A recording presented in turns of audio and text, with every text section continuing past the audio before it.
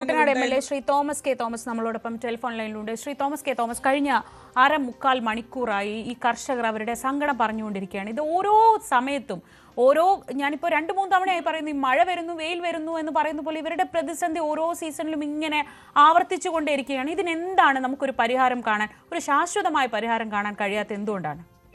ആരാധ്യനായ മുഖ്യമന്ത്രി ഇതിനകത്ത് ശക്തമായിട്ട് ഇടപെടണം. അദ്ദേഹത്തോട് ഈ വിഷയം അവതരിപ്പിച്ചിട്ടുണ്ട്. നാളെ നിയമസഭയുണ്ട്. അപ്പൊ ഈ വിഷയം വളരെ ശക്തമായ ലെവലിൽ തന്നെ, കാരണം കർഷകന്റെ കണ്ണീര് ഒപ്പുക എന്നുള്ളത് നമ്മുടെ ലക്ഷ്യമാണ്. കാരണം ഞാനും കർഷകൻ തന്നെയാണ്.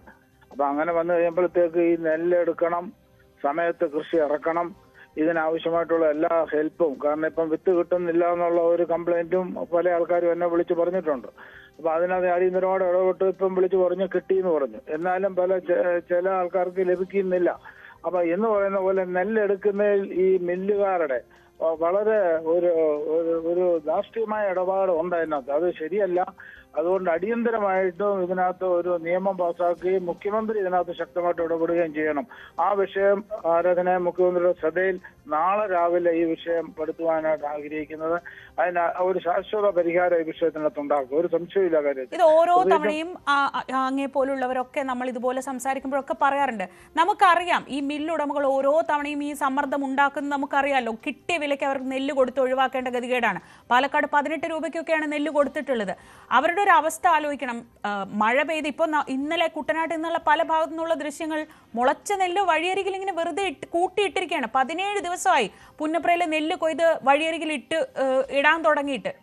ഇപ്പോഴാണോ ശ്രീ തോമസ് കെ തോമസ് നമ്മളൊരു ചർച്ചയിലേക്കോ ഒരു പ്രശ്ന പരിഹാരത്തിലേക്കൊക്കെ പോകേണ്ടത്? ചർച്ചയിലേക്കൊക്കെ നേരത്തെ തന്നെ പോയത്, ഇപ്പോഴല്ല പോകുന്നത്. ഞാൻ പറഞ്ഞത് ഈ വിഷയത്തിനകത്ത് മില്ലുകാരുമായിട്ടുള്ള സംവാദത്തിൽ, അതാ വിഷയമാണ് പറയുന്നത്. കാരണം നേരത്തെ 4, 5, 6, 7 മില്ലുകാർ വന്നുകൊണ്ടിരുന്നത് ഇപ്പോൾ വളരെ കുറച്ച് മില്ലുകാർ.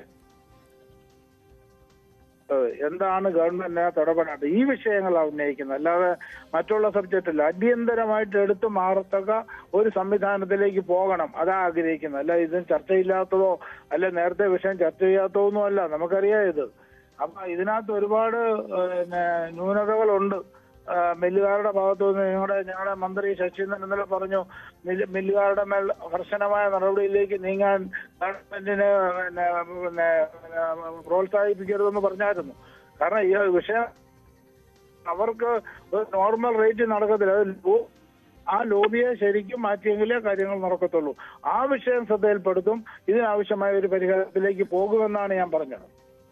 വളരെ നന്ദി ശ്രീ തോമസ് കെ തോമസ്. അങ്ങനെ ഒരു അടിയന്തരമായ ഇടപെടൽ ഉണ്ടാവട്ടെ, ഈ കർഷകരുടെ ഒരു കണ്ണീരിന് പരിഹാരം കാണാൻ കഴിയട്ടെ നമുക്ക് ആഗ്രഹിക്കാം. പക്ഷേ ആ ഇടപെടലൊക്കെ ഈ സമയത്ത് ഇങ്ങനെ നെല്ല് നശിച്ചു പോകുന്ന ഒരു സാഹചര്യത്തിലാണോ വേണ്ടത് എന്ന ചോദ്യമാണ് ഉന്നയിക്കാനുള്ളത്.